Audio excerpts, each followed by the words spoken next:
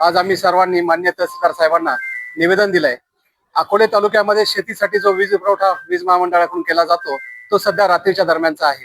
आमची सर्वांची मागणी ही आहे की हा वीज पुरवठा दिवसा करावा, जेणेकरून शेतकऱ्यांना होणारा जो त्रास आहे तो कमी स्वरूपाचा होईल।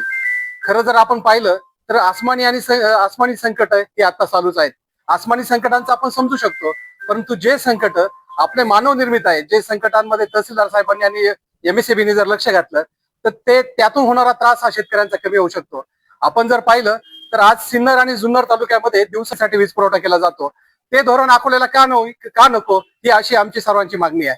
आपण पाहिलं शेतकऱ्यांना रात्रीच्या दरम्यान जो वीज पुरवठा केला जातोय, आता तालुक्यामध्ये जे वाघांचं प्रमाण जे आहे ते आता कुत्र्यांसारखं झालेलं आहे।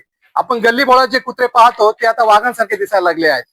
म्हणून जे शेतकऱ्यांना ह्या सर्वांपासून जरा मुक्ती मिळावी, शेतकऱ्यांचं जीवन जे कष्टदायी आहे ते जरा आपल्या माध्यमातून ते जरा सोपं व्हावं, म्हणून आम्ही सर्वांनी काँग्रेस पक्षाच्या वतीने निवेदन दिलंय तहसीलदार साहेबांना की जो वीज पुरवठा एमएससीबी करताय त्यांनी तो दिवसा करावा। तहसीलदार साहेबांनी वीज मंडळाशी बोलून आणि पक्षाशी, आमची काँग्रेस पक्षाशी बोलून ती मीटिंग लवकरात लवकर लावण्याचं मान्य केलं आहे। जर यावर तोडगा निघाला नाही आणि जर एमएससीबीनं जर वीज पुरवठा शेतकऱ्यांना जर दिवसा केला नाही तर काँग्रेस पक्षाच्या वतीनं यापेक्षा उग्र आंदोलन केलं जाईल आणि त्याला जे काही जबाबदार असेल ते प्रशासन असेल हे सांगण्यासाठी आज आम्ही या ठिकाणी सगळ्यांनी उपस्थित होतो। मीडियाच्या माध्यमातून आम्ही सर्व यांना विनंती करतोय की या प्रश्नावर आपण सर्वांनी लवकरात लवकर तोडगा काढावा।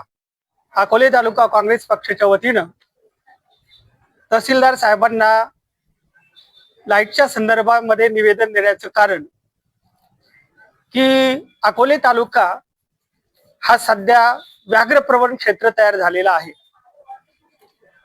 एका बाजूला जर विचार केला तर सरकारने एक निवेदन सर्व नागरिकांसाठी दिलेलं आहे की बिबट्यांचा जो सुळसुळाट झाला आहे त्यामुळे कोणत्याही नागरिकांनी 7 नंतर घराच्या बाहेर पडू नये, अशा प्रकारचं जाहीर निवेदन सरकारने या ठिकाणी केलेलं आहे।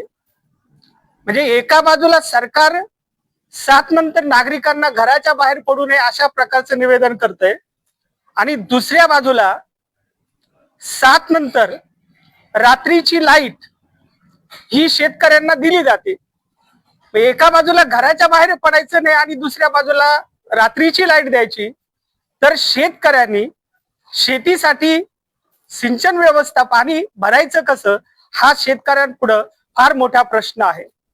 म्हणून सरकारची ही दुटप्पीपणाची जी भूमिका आहे ही भूमिका योग्य नाही।